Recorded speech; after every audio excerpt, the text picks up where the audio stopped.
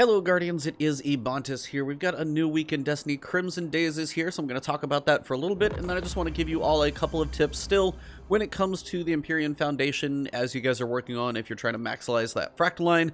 Couple tips as we are in a new week and things to watch for. But other than that, mostly a quick run through of Crimson Days, the event, and then you've got the Crucible match. I'm going to stick one of those just kind of at the end of this as well, so you guys can see what a Crimson Days match has involved. So here we go.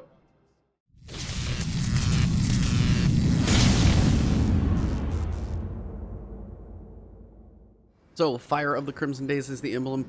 You actually have to be able to pick up this emblem, and that will allow you to, I think, be able to start the quest. So when you click on this one, we're going to see a whole bunch of new bounties, gear available from Shax. Everything else for him is going to be the same. So he's still got his bounties over here in his other pages, standard miscellaneous, but this first page is where you've got your Crimson bounties. Now, one thing to make note is they did tweak this year, so we should have some PvE and PvP bounties, so a little bit of both. Complete a Nightfall and a Fire team of 2.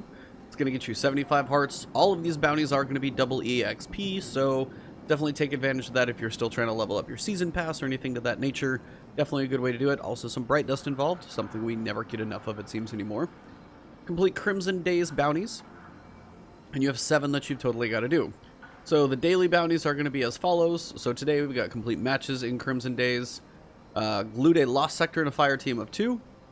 Defeat enemies with melee final blows. You just have to do 22 of those. Pretty straightforward and easy. And complete any match-made activity. That's all. Just literally anything match-made. So really the only thing pushing you into PvP is going to be matches of Crimson Days. 2 of those, you get your daily bounty done. There are no repeatable bounties, which is kind of sad, so you can't keep working on these that much. But you do have your 2 weekly bounties that are going to give you a little more hearts. The hearts are what you're going to use to be able to buy your kind of event rewards, basically. So down here we've got the Terrestrial shell. Pretty simple and clean, just a little bit of red and white. You've got your Undeterred Sparrow. This is going to be 50 hearts. Pretty much standard Sparrow, a little bit of flex on it. Of course, if you're looking at the back end for the thing behind it, does look to have a crazy amount of red stuff behind it. I'll have to see if I have that anywhere in game, but it definitely looks like it's got kind of a unique tailpipe to it. We've got the Vow. This is back. It seems to be in the same exact masterworked form that you got it last year, so if you got it before, you're not missing anything. Not a bad bow, though. Natural fletching, polymer string, big 2 are rapid hit, increased stability and reload speed, and then Archer's Tempo. Draw time decreases after every precision hit, so faster reload on precision hits and stability.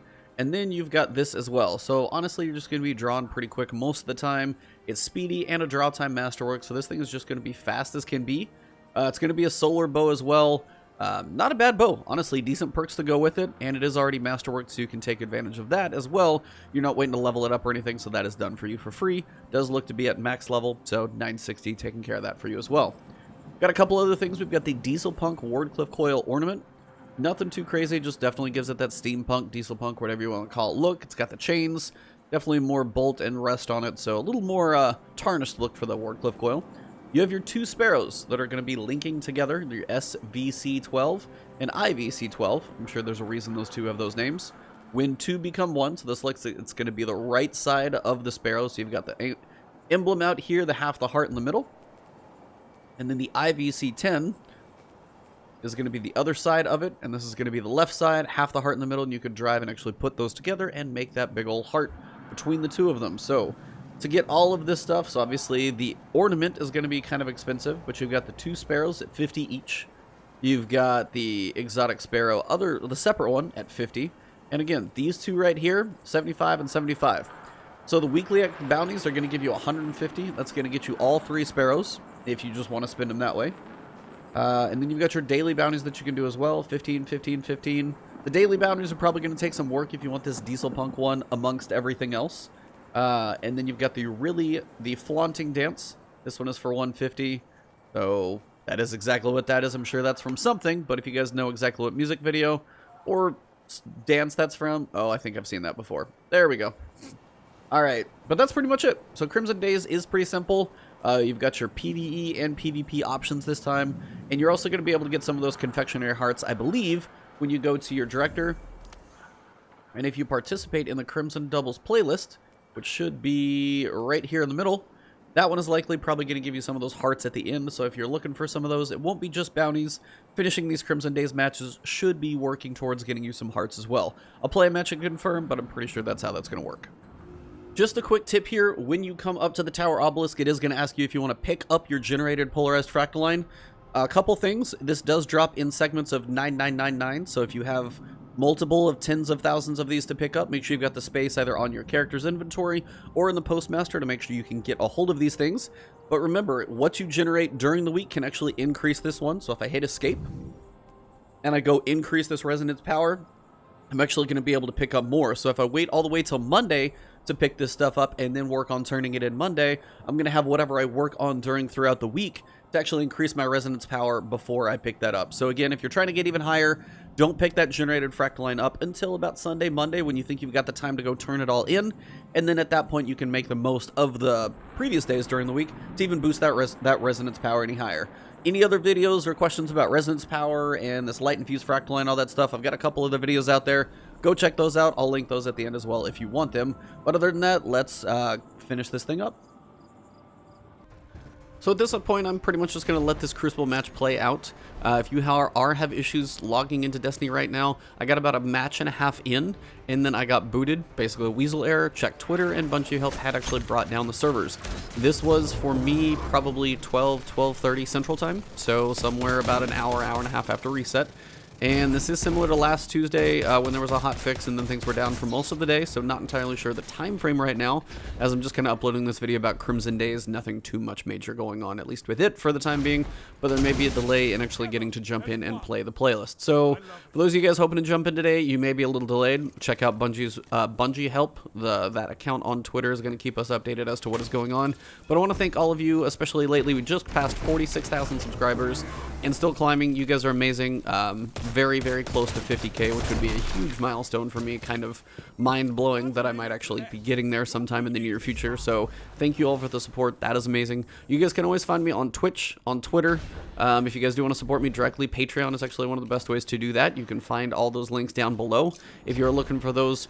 All the support is always appreciated. Everything from likes and comments and subs and all those things. You guys are all absolutely amazing. So thank you very much. Enjoy your week. And as we're coming to a quiet time in Destiny, I may be putting some polls out there of other games for me to play in the interim before we get to next season, and we're mostly just kind of doing this Fractaline stuff. So stay tuned if there's a couple polls out there, see if I might be playing a different game or two in the interim. Always some fun stuff to try out there. I never get to play everything, so might be jumping into a couple other things, be it on streams or random videos, we shall see. But thank you guys, enjoy the Crucible gameplay, and I'm going to leave this here for you guys, and hopefully the servers come up sooner than later. Otherwise, I'll see you soon.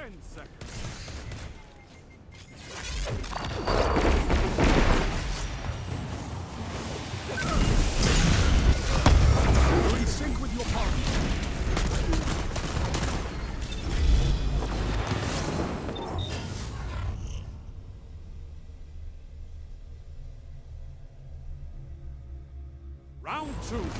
You and your partner have the lead. Support each other.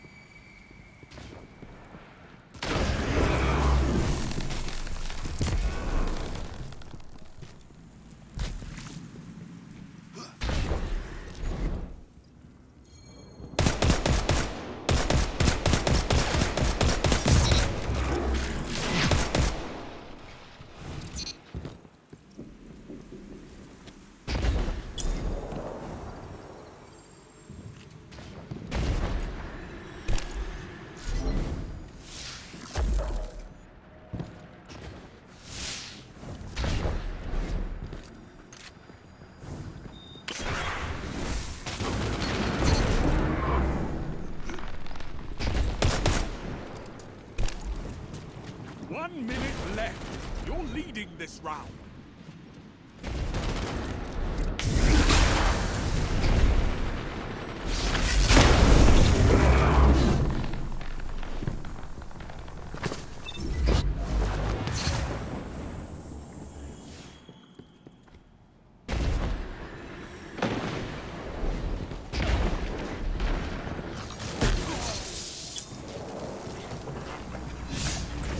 Seconds. You're in the lead. Hold fast.